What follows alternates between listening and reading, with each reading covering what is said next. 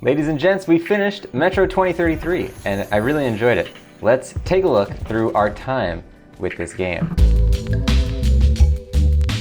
So you have a really cool kind of like a post-apocalyptic sci-fi-ish universe in Metro 2033. And what I find interesting about Metro is that they're dealing with a lot of the same aesthetic concepts as the Fallout games. The underground bunkers and wasteland up top and radiation and all that stuff. But what's cool about Metro is it's taking a lot of these concepts but dealing with it in such a more condensed way.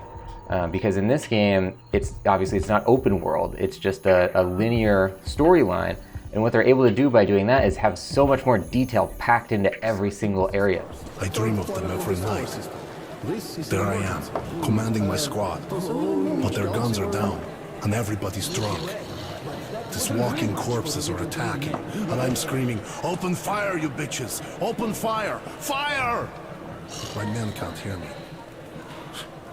They wake up soaked in sweat, and my wife and kid are crying. Let's have a drink. The currency is bullets in the post-apocalypse, which I guess makes sense because it's such a harsh climate outside. What you're doing is you're picking up bullets that are kind of like crappy bullets to shoot with, and different bullets that are like government issue pre-war bullets to pay for stuff with. And if you get in a real jam, you can use the currency bullets to shoot with. It's a pretty cool mechanic where you're literally like shooting away your money if you're in like a super dire situation. I thought that was really cool. Stay hidden. If we meet the beast in the open, crawl into the nearest crevice. Some people call these demons, I call them bitches. This game has some interesting monsters in it. There's a few of them that cause us issues. I think sometimes this game's biggest weakness is kind of like, sometimes there were enemies where they're just patrolling around and you're supposed to be looking for something, but the game doesn't really tell you where you want to go. Oh crap! Wow, that was an abrupt death right there.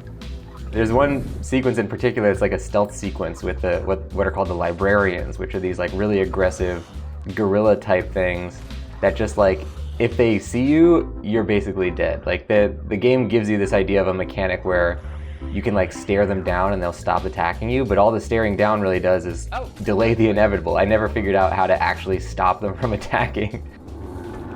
Oh! He knows where we are.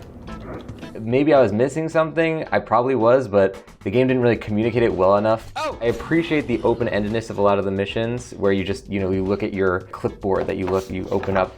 Okay, what do I have to do right now? You look at this thing, oh, okay, I have to do this. But it'll be like a really super general thing where it's like, deliver the message. It doesn't make me uncomfortable when there's nothing hunting you, but in this game, when there's like monsters that are, patrolling around and you kind of have to be careful about it, it became a little bit frustrating. Ah! Run! I'm dead. I'm dead. I'm dead. I'm dead.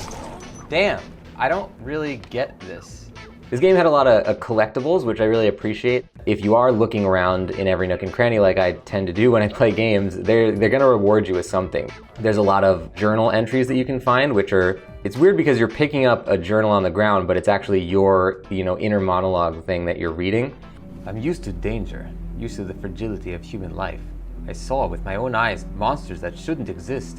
One mechanic that I thought was really cool, that's pretty understated, they don't do that much to like draw your attention to it. The gas mask mechanic in this game is really amazing. You have like a limited amount of oxygen on it, so you can't use it all the time. And you put on the gas mask, and then the gas mask can get blood or sweat or cracks in it. Like there's things that affect your gas mask, and you can have a dedicated button, the gas mask button, you can just wipe your face or wipe the screen of the mask so that it removes like the blood and sweat and everything off of it, which I thought was an amazing little tiny detail that just makes you feel like you're inside the world.